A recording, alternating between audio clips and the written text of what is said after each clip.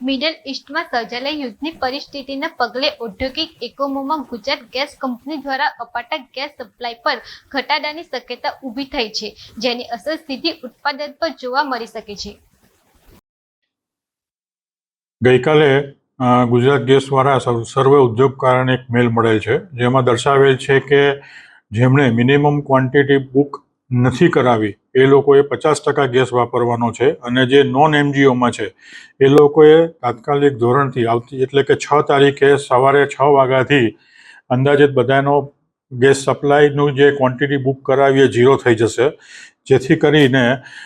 ઉત્પાદન પર બહુ મોટી ઇફેક્ટ આવવાની છે. અને જો કોઈ ગેસ વાપરશે તો એનો ભાવ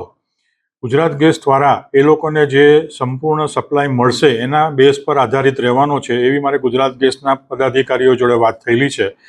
એટલે આવનાર દિવસોમાં જે આ કુવેતથી ગેસ સપ્લાય થવાનો હતો એ ઇન્ટરપ્ટ થયેલો છે, અને આપણે આશા રાખીએ કે આ યુદ્ધ તાત્કાલિક બંધ થાય, જેથી કરીને ઉદ્યોગો પર અસર ન પડે અને આપણા ભારત દેશની જે ઇકોનોમી છે એ જળવાઈ રહે, અને સર્વે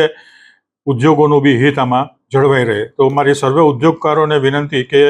આવતીકાલે ગેસ વાપરતા પહેલાં જરા ગુજરાત ગેસની જે ગાઈડલાઈન આવે એને અનુસરવા વિનંતી.